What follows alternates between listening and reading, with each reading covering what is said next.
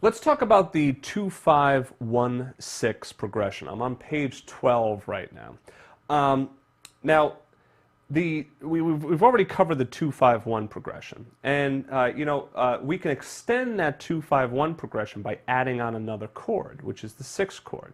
Now, you might wonder, well, why would you want to do that? Well, when you have D minor 7, G7, C major 7, it's like,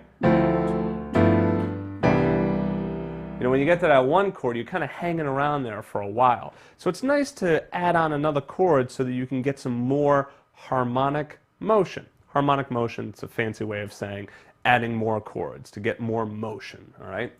All right, so we have D minor 7, G7, C major 7, A minor 7. The 6th chord is naturally a minor chord, okay? So here we have A minor 7, right? You might notice that, well, look at that. Looks a lot like a C major 7 chord, doesn't it? I'll talk about that in the reharmonization DVD as well, all right? How you can replace chords. The 6th chord can be replaced by the 1 and the 3 and so on and so forth. Anyway, so that's nice, right? 2-5-1-6. Now, once you're comfortable with that 2-5-1-6, we can change that 6th chord to a dominant 7th chord. Okay?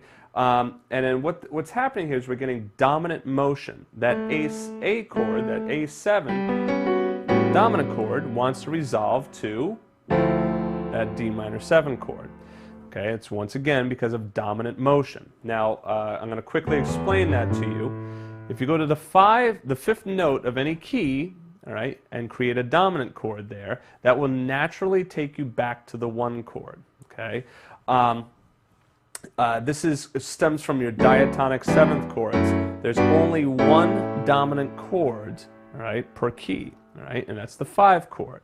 Right, and that 5 chord naturally wants to lead you back to 1. Once again, it's just another 5-1 resolution, like we talked about before. But instead of thinking about 5-1 resolution only being in one key, you can do that 5-1 resolution like you can have several of them in one song. So for instance, here I'm in the key of C, so I have D minor 7, G7 is the 5 chord in the key of C, right?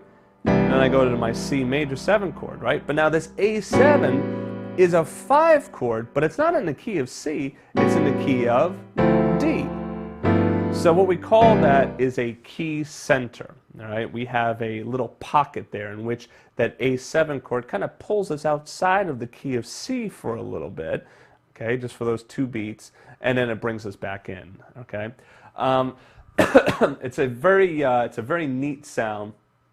All right, for right now, focus on just getting the chords down. Okay, just focus on being able to play the chords. All right, more than the theory behind that.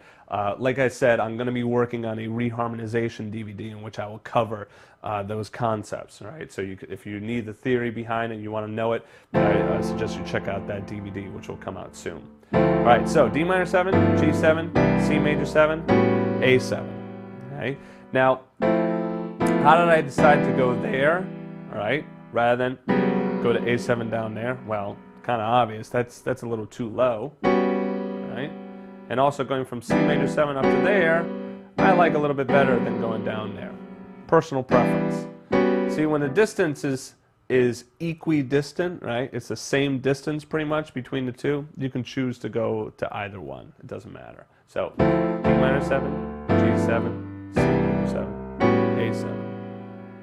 Okay? So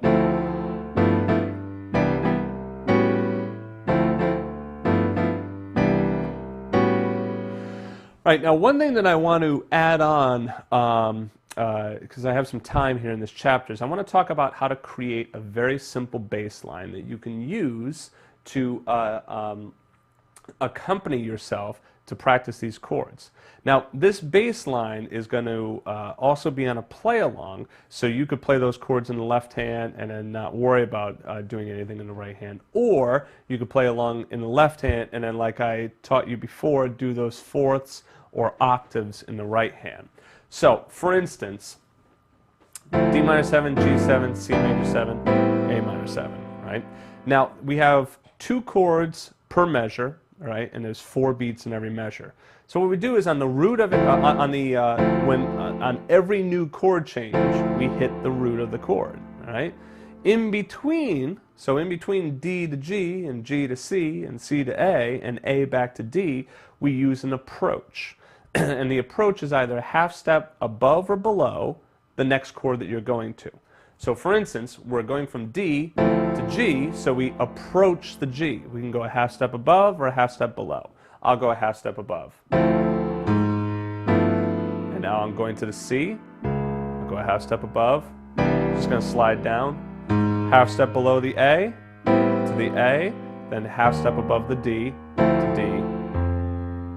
Now here, I didn't do a half step, I did a whole step. Reason being is the natural third on a minor chord is going to be a little tense. So I say a half step approach. You can use whole steps, so you can try messing around with that, but usually that approach, if you just want a nice quick way of thinking about it, just do half steps. The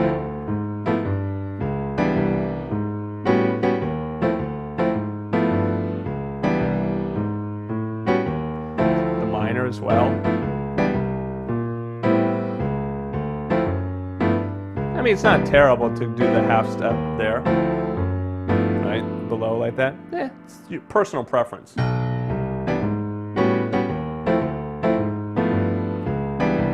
Now, to talk about the 2-5-1 for a second.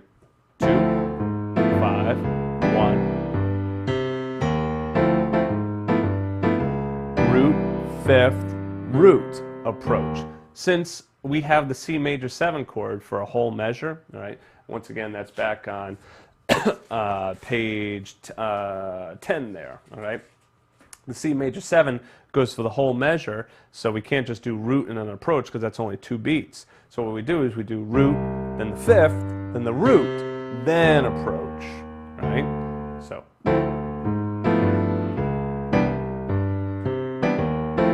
Now what if you did this? Sure, why not? You can go root, fifth, root, approach. I like to do the octave. It gets a little bit more of a spread to it. I know you can't see that down there and my paper's getting in the way, but you can bring it down an octave as well. Whoops.